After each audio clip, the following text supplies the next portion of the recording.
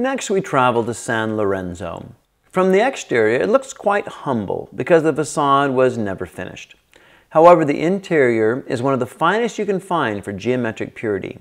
Brunelleschi, the engineering genius behind the construction of the Duomo, used such simple geometric shapes that it is difficult not to feel as one stands inside that you have not entered into the very eternal realm inhabited by the eternal truths of geometry.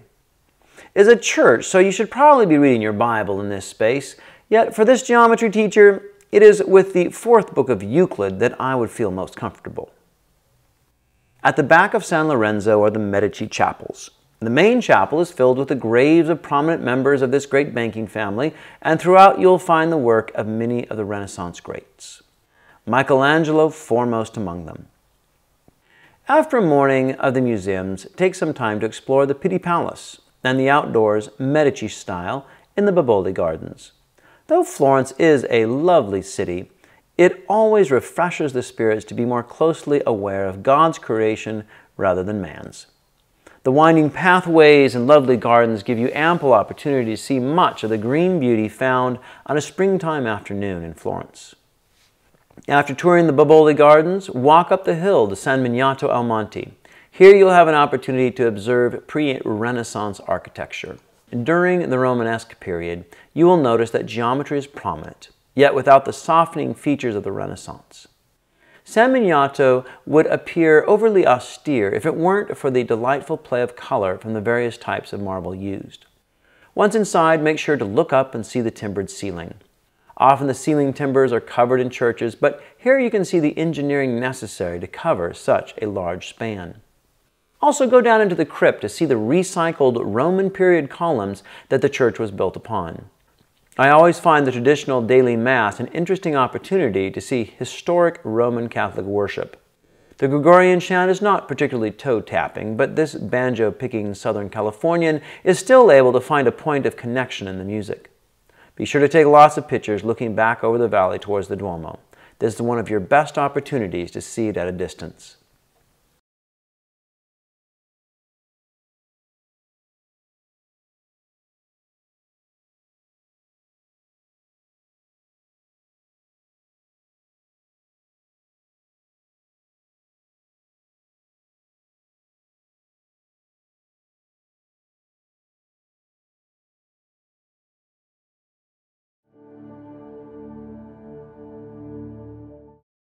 Though you have most likely already seen the copy of Michelangelo's David in the Piazza della Signoria, where it was originally kept as a symbol of the resolute spirit of the Florentines, if you want to see the original, you need to come to the Galleria dell'Accademia, where it is now kept safe from the smog and vast herds of Vespa scooters that Michelangelo's descendants keep circulating through the streets of Florence.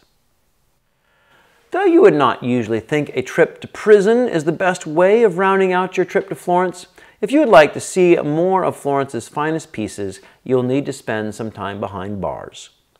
From 1255 until 1859, this formidable building served as the central police station, jail, and place of execution for the Florentines. Today it serves as a museum and repository of some of the world's finest pieces of art, so you might say that its brick walls serve more to keep thieves out than in now.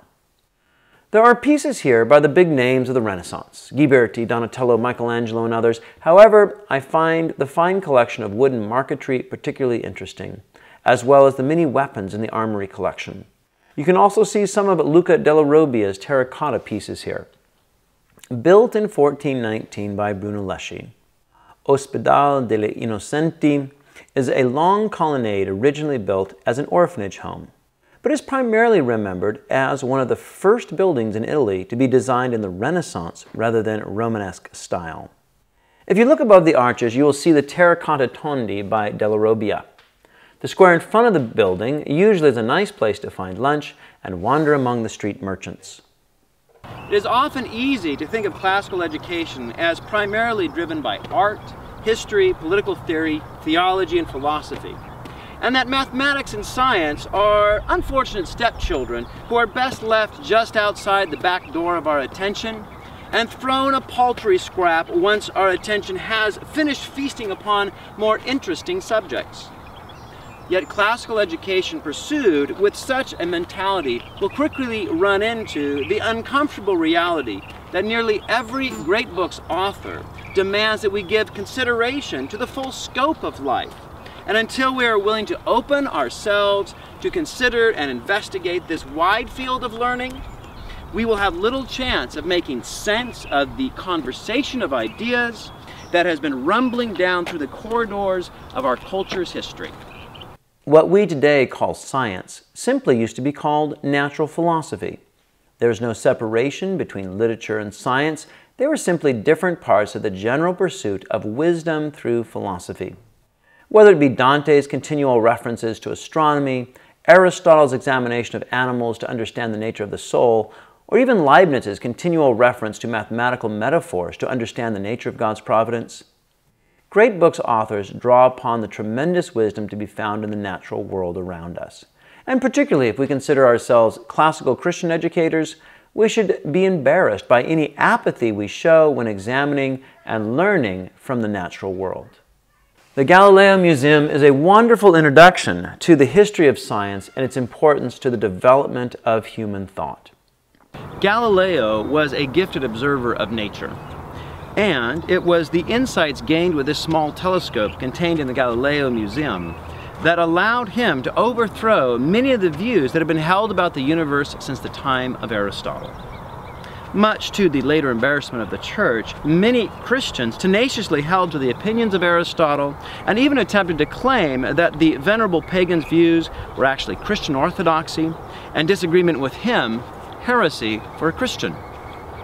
It is a good thing to note that love of all things classical can be taken too far.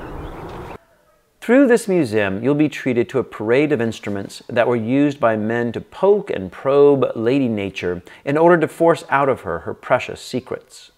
The ancient Greek Heraclitus said that nature hides herself. He was correct. It took thousands of years to understand the principles of nature, and often it was not abstract philosophy, but the practical use of instrumentation that allowed mankind to truly understand nature's structure. In this museum, you will see clearly why Francis Bacon was so skeptical of the meanderings of Socrates' dialectical philosophy, and why he emphasized that we must not attempt to see with our unaided philosophical abstractions, but with the practical aid of scientific instruments. The great story of the history of science is the development of astronomy. Even though some of the ancient Greeks believed that the earth went around the sun, Aristotle held that the earth must be at the center, and his position prevailed throughout the Middle Ages. To see why it was actually the earth moving and not the sun that caused us to see what we do in the heavens actually took a long and laborious process of careful observations and remarkably diligent thought and reasoning. Also, very central to Galileo's contribution to the history of science is the study of motion. This museum also holds a number of very important instruments that allowed Galileo to make the substantial breakthroughs that he did in being able to describe motion accurately. Galileo spent much of his time in Florence and was patronized by the Medici family. It is really remarkable that this city has touched so many of the greatest moments in human history.